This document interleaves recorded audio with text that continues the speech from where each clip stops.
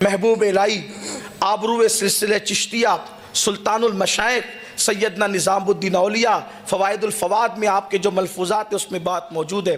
فرماتے ہیں غوث پاک کی شان یہ ہے، غوث پاک کی شان یہ کہ ان کی چوکھٹ پہ پڑے رہنے والے کتب اور ابدال ہوتے ہیں، پڑے رہنے والے۔ محبوب الہی اپنے ملفوظات میں فرماتے ہیں کہ ایک شخص جس کے ہاتھ پیر مفلوج ہو گئے تھے، ہاتھ پیر پہ فالج ہو گیا تھا، تو وہ دروازے پہ پڑا ہوا توبہ توبہ کر رہا تھا۔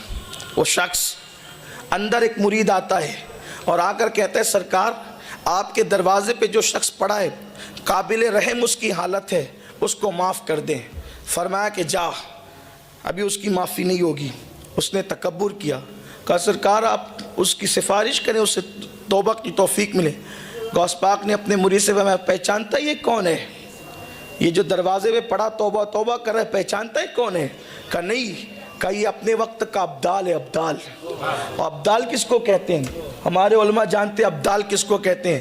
اللہ کے رسول علیہ السلام فرماتے ہیں بارش ابدالوں کے صدقے میں برستی ہے، بکریوں کے تھنوں میں دودھ ابدالوں کے صدقے میں آتا ہے، اناج ابدالوں کے صدقے میں اگتا ہے، امت کی آئی ہوئی مصیبت ابدالوں کے صدقے میں ٹلتی ہے۔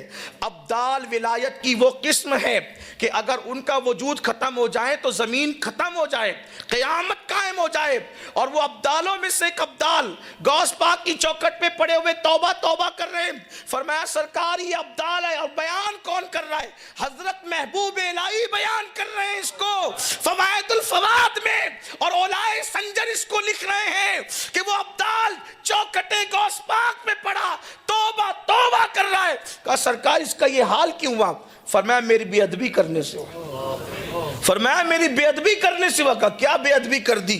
کہا کہ 3 ابدال ہوا میں اڑتے ہوئے جا رہے تھے، 3 ابدال ہوا میں اڑتے جا رہے تھے۔ جیسی میری خانقاہ میرا مدرسہ آیا، ایک ادب سے ادھر ہٹ گیا، دوسرا ادب سے ادھر ہٹ گیا کہ شیخ عبد القادر جیلانی کی خانقاہ آ گئی۔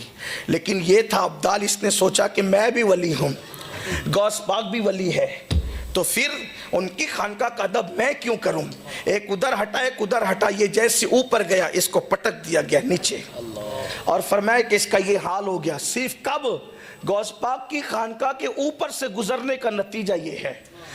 زبان سے کوئی توہین نہیں کی، زبان سے کوئی بے ادبی نہیں کی، زبان سے کوئی گستاخی نہیں کی، بس ہم بھی ولی یہ بھی ولی، ہم ان کی خانقاہ کا احترام کیوں کریں؟ غوث پاک فرماتے پٹک دیا گیا، احوال سلب کر لیے گئے۔ ولایت دینا بھی غوث پاک کے ہاتھ میں ہے، اور دینے کا مقام تو اپنی جگہ ہے۔ فرماتے دینا بھی میرے اختیار میں ہے، اور مجھے سلب الاحوال کی منزل ملی ہے، یعنی ولایت دیتا بھی ہوں اور جس کی چاہتا ہے چھین بھی لیتا ہوں۔ حضور غوث العظم دستگیر نے فرمایا، مجدد الفسانی شیخ احمد سریندی فرماتے ہیں کہ کوئی ولی جو تقدیر نہیں بدل سکتا، تقدیر کی مختلف قسمیں ہیں، اس کی طرف نہیں جاتا۔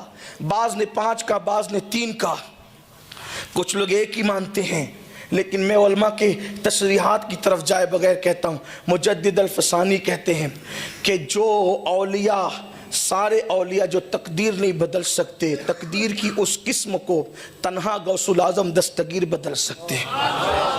تقدیر بدلنے کا اختیار قدرت نے ان کو دیا۔ تقدیر کسے کہتے ہیں؟ تقدیر کسے کہتے ہیں؟ قرآن کہتا ہے لا تبدیل لکلمات اللہ، اللہ کے کلمات بدلتے نہیں، لیکن جو محبوب ہوتے ہیں ان کی شانیں کیا ہوتی ہے۔ میں اس وقت تقدیر کی تشریح نہیں کرتا، لیکن اتنا ضرور کہتا ہوں خدا کے امر کا نام تقدیر ہے، اور غوث پاک